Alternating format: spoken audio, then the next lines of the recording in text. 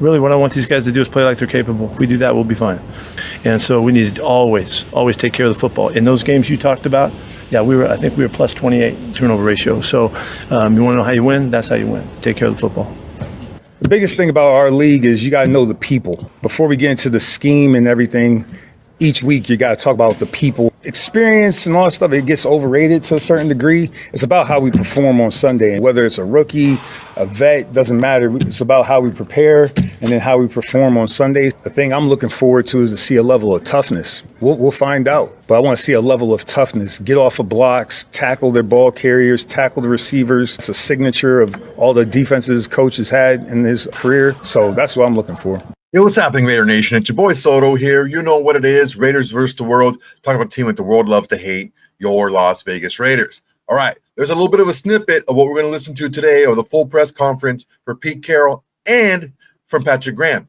Defense is going to be huge in this next game. We're going to get to the keys that I feel that the Raiders need to hit in order to be successful Sunday against the Patriots. But before we get to that, I want to make sure everyone please hit that like button, drop a comment if you can, and subscribe to the channel if you haven't done so already. And if you're looking for something a little extra and want to join the watch party every single regular season game this year, go ahead and join the Shield Society. It's only $5 a month. You get to be on the watch party with me every single game, and you get the chance to be on the show yourself. I'm going to drop the link on the description. It's just Shield Society members. It's private. No one else gets to see it. It's just the bros. So if you want to do it, great. If not, that's fine. You get a video every single week. All right. Here's what's happening, okay? This is now nut cutting time, okay? This is how the Raiders are going to win this game. The main things they need to do. Number one, protect the football, take the football away. It's the ball. We got to have the ball in this game, okay? This is a physical team up front, offensively and defensively. We need to put pressure, and we need to give our quarterback time. And it may seem very simple, but I'm going to go a little bit more in depth in it. What I want to do first is I want to listen to what Pete Carroll has to say in his press conference leading up to this game against the Patriots week 1. Years in Seattle, you guys were 24-11 on games that started 10 a.m. Local time. So in addition to probably the message of don't make travel an excuse or anything like that, what practical things did you guys figure out on how to deal with that travel? I love going to the East Coast to play games. That's it. And we got our way of doing it, and I know we've had a lot of success doing that, and it's never been an issue for us. Geno Smith is known as having like a fiery competitive edge and spirit. I was wondering, what do you like about that from a guy at the quarterback position? No, I love that in all of our players, and he's no different than E-Rob or Max or those guys. They got the same kind of juice that they bring to the game, and but we know that sometimes it's appropriate and sometimes it isn't. So we just have to work it with the quarterback position. But Geno has been a fiery competitor since he's a little kid, and that's him being himself. And I want him to be as true to him as he can possibly be. And so we'll work at all the rest of it. Just to follow up on that, how do you know when to tone it down, or can you even do that? That's a good question. I really can't tell you that. That's moments. That's in the moments and knowing what's going on with all the variables that are going on around it. But that's never been a problem. But it's you just got to feel it. The group atmosphere looked sensational today in the practice. Can you tell us about it? La práctica se vio un ambiente grupal sensacional. ¿Nos puede decir un poco al respecto? Sí. We've had a great week. The whole preparation, all the way back to the springtime, has been leading to getting ready for this season coming up. This happens to be the first real game for us, the in-season game, and whether or not we hit it right or not, we're going to find out how we do and how we play. Really, what I want these guys to do is play like they're capable, and go out there and play the game that they know how to play, that we've come up to count for them to be and do, and if we do that, we'll be fine. Pete, you said you expect Coach Vrabel team to be physical, kind of a classic approach, run the ball a lot. Have you changed your approach or philosophy at all working with Chip as an offensive coordinator, or is it largely kind of the same approach as Coach Vrabel? No, I don't know that I have the same approach as Coach Vrabel. I'm not sure what it is. I'm just kind of from the outside in, just like you guys are observing. But from our end of it, we always want to balance the game out, and we want to do a really good job to do that. And that takes both sides of the football and the kicking game to work together to make that happen. Chip and I see eye to eye from the start of this conversation that we had about coming here and all of that. And I'm thrilled to be working with him, and I can't wait to see it, all come to light. In not just the first game, but it'll take us, a month before you see really what we are and who we're becoming. But as far as somebody else's program, I don't know, how they're doing it. But in our place right here, we know that balance is huge, and so we need to always take care of the football. In those games you talked about, yeah, I think we were plus 28 turnover ratio. So you want to know how you win? That's how you win. Take care of the football. You guys placed a big emphasis on Geno and Dante working on, deep ball and the connection in general towards the tail end of camp. What have you seen the last, week and a half or so between the two of them? This Dante? You said, yeah. It's just been ongoing. It's just been a growing together. And he's worked hard enough from the very start that he's taken advantage of the opportunities that we've given him. He seems to be more comfortable than ever, and we're just getting started. We're a long ways away from what the finished product will be. But we certainly can see his playmaking ability. We see his speed, his ability to get off the ground and catch the football. All of that is there. So we're just try to get him started well and just do what he's been doing in practice, and we'll take it from there. Special teams is always so important, but with the 35-yard touchback now, how much, discussion has gone into that for strategy? How much strategy changed? I know we saw one game in the first half of that game last night. It seemed like you couldn't slow the offenses down. They had such great starting positions. I don't know that that's always was the case. I didn't pay that much attention to the game, but I'm not going to be surprised if it is a big factor. It just feels different. It feels different when you start at the 35 every time, and you look at where the scoring zone begins. It's not very far away. You get a couple first downs and you're there. So. Well, I'm anxious to see how what it factors in, but it's equal for everybody, and we'll just try to take full advantage of it. But we'll see what happens. You guys signed Justin Shorter for the practice squad. What does he bring to the table? And also, any thoughts on, not thoughts, but the Amari Cooper, retirement? How surprised were you? First on Justin. Justin's been working his butt off the whole time. He's been part of our team throughout, and it's because of the terrific work that he does on special teams that makes him stand out above other receivers, and he stands out above a lot of receivers, most guys. He's physical, he's tough, he loves it, a great attitude, and he adds to everybody else's effort as well. As far as Coop, it's just the timing wasn't right for him. He didn't feel like he was ready to do it. He gave it a shot, and we gave him a shot, and I have much respect for him making that decision. So wish him the best.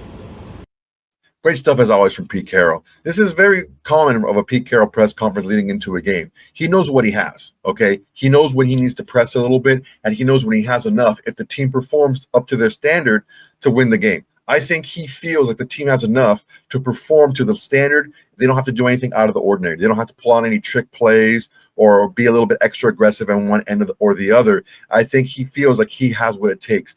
I feel the same way. There's just something gnawing in me that doesn't sit right with me that Pete Carroll's going to have a subpar secondary. That's just not, that's what he does. Okay. So they're young and yes, some of them were inexperienced, and some of these players like Kyu Blu Kelly is being thrust into a role that's a little bit foreign to him on the NFL level, but whatever, man, it is what it is. Just go out there and play. And I think that's what Pete Carroll's telling these guys. Don't go out there and try to be superhuman. Just do your thing, do what you do, and we're going to be just fine. Offensively, we talked a little bit about that yesterday. I think that with offensively, we're going to be just fine against this defense. It's a good defense, a good front. I think we're going to be okay. Defensively, there's certain things that we need to do, okay? We have to be able to control the run on first and second down. It's crucial for us to do that because they have a couple of really good backs. Ramondre Stevenson and Trayvon Henderson, like these guys can hurt you bad if you let them. So you got to make sure to keep them bottled up so you can get the Patriots into a predictable offense. When you have them in passing downs, it's imperative that we get pressure with our front four. We have to be able to do it with our front four. Drake May's completion percentage doesn't drop too much under pressure, but that's not the whole story. When we take a look at some of these peripheral stats, it really gives you a clear picture on what pressure does to Drake May. So Drake May last season had an almost 20% pressure to sack rate. So that's super high. So that means for every 5 pressures, he was sacked 1 time. That is insane. That is extremely high. That is probably one of the highest, if not the highest in the league. So Putting in pressure on him is crucial. On top of that, Drake May was the second most likely quarterback in the NFL last year, only behind Jaden Daniels, to run with the ball when being pressured. So some of these stats are a little bit skewed now. So he runs so much when being pressured. Yeah, he throws the ball less when being pressured. That's why his completion percentage is higher. You have to be able to keep your integrity, okay? If the Raiders can keep their gap integrity while they're rushing, they're going to be able to get the Drake May. It's going to happen. On top of all that, Drake May had a plus 5% turnover-worthy play ratio. That's a lot, man. That's a high turnover-worthy rate to have if you're a starting quarterback. So that's the key right there, is we have to be able to get pressure on Drake May.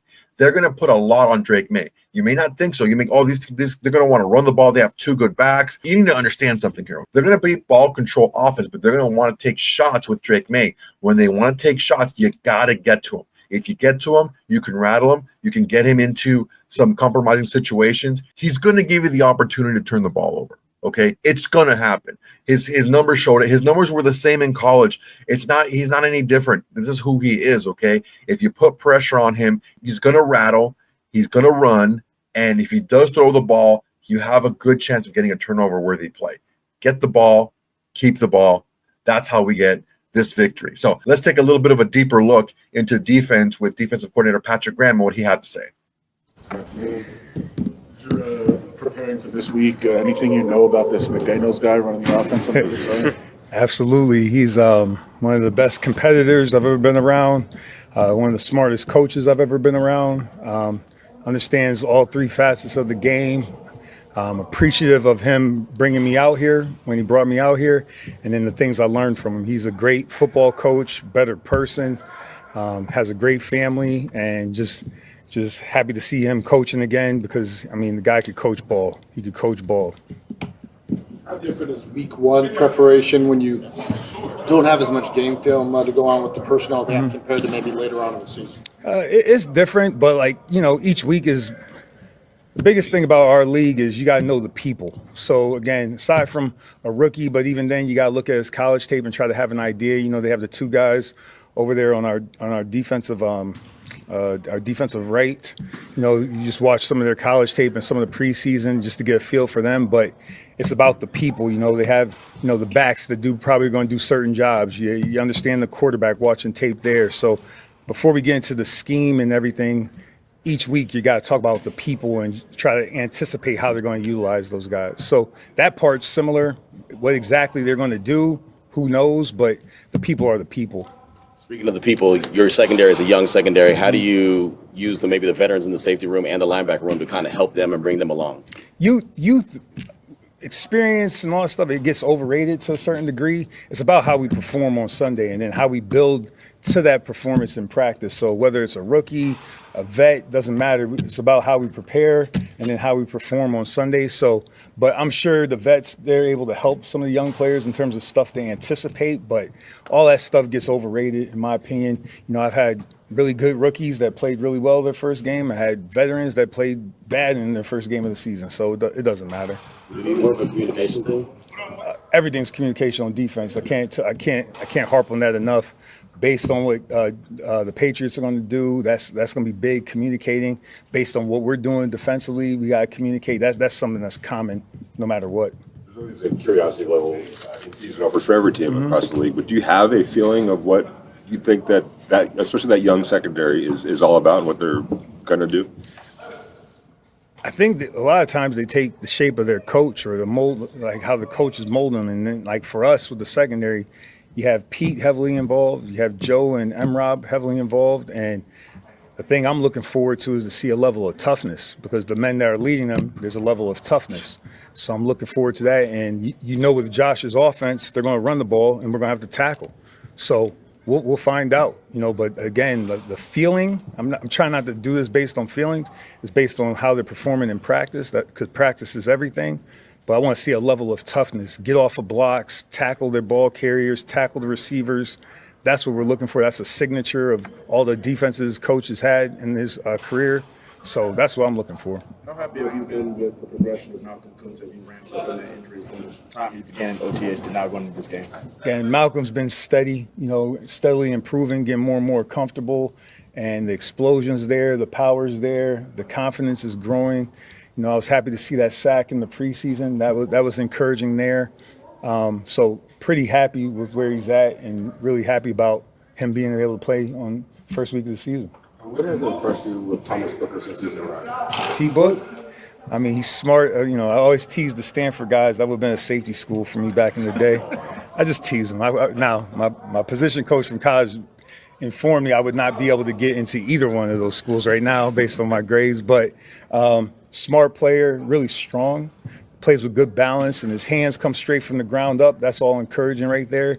But someone I enjoy talking football to because he could, he could digest it and spit it back to you, and does a good job communicating. What challenges does Drake May provide? Again, he has. Let's start with the arm talent. He has access to the whole field. He could throw the ball wherever. And then I would tell you that in terms of what I'm seeing, in terms of getting in and out of checks, he has an understanding of what they're trying to do. Again, that's one of the more dangerous things that a quarterback could have, the ability to get him in the right play. And he can move his feet in the pocket. So, we got to do a good job of keeping him contained, make him play from within the well. But, he's a solid player overall. How much of a threat do you think he is as a runner? Oh, yeah, it's legitimate. He was second most in terms of yards, 476. Don't quote me on the number, but, I try to keep up to the stats and stuff. But, this guy, he's a dangerous runner, not just as a runner, but also as a when he scrambles to throw the ball. Because, again, he has the arm talent to get the ball anywhere on the field. So that's a problem. For you, Coach, what's the difference between being in the booth and being on the field like you are now? For me, I've done both, and now I'm in year 6 or 7 of being a coordinator. So it's a lot more comfortable doing it. One is you get the vibe of the game a little bit more, get to talk to the players directly. I'm not having to go through somebody. My eyes are trained to be able to see it, so that's okay, but obviously when you're up top, it's just a little bit clearer, it's a little bit calmer. I have a Coke in my hand, Diet Coke in my hand. Okay, I don't. It's a real Coke. I'm sorry. It's a real Coke in my hand. I could have a Snickers in between. None of that stuff is happening. And if I do, they'll catch me on camera.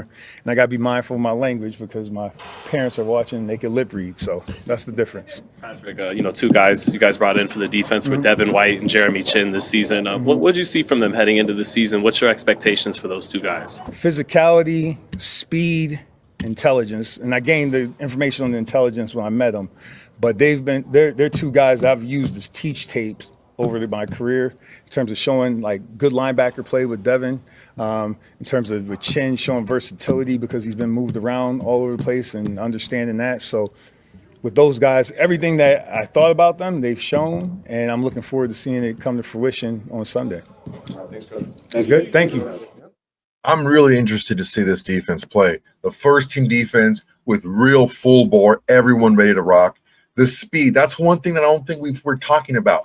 We've gotten much faster on defense. We've gotten much faster specifically on the linebacking core and in the secondary. This is a fast defense. They're going to play fast, and they're going to play downhill. It is imperative that every one of the front four gets pressure. These guys have to win their blocks. They have to put pressure on Drake May. Yes, he has run a lot. Yes, he is talented and he can throw outside the pocket, but he's downright dangerous to himself when he's under pressure. He's going to be able to give you one. He's going to be able to give you even more than one, and you got to put pressure on the guy. The more you affect the passer with your rush, the more the teams have to pass. It's not like they're going to, we can't pass the ball. We're just going to have to run on 3rd and 8 and 3rd and 10, stuff like that. No, they're going to have to keep passing it. So we're going to have to get to them. We can get to them. We're going to get this game.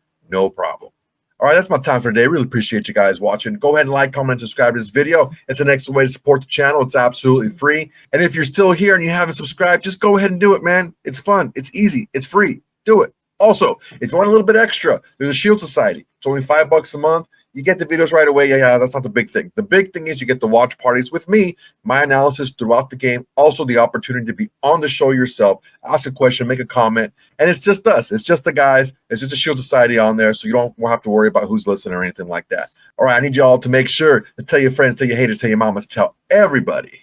Raiders versus the world is the greatest in Golden Raiders today. That's my time. Till next time, everybody. Peace. Hey, Raider Nation, thanks for watching. There's plenty more where that came from. Go ahead and smash that like button, drop a comment, make sure to subscribe and share to all your socials. It's the bare minimum you can do without doing absolutely nothing.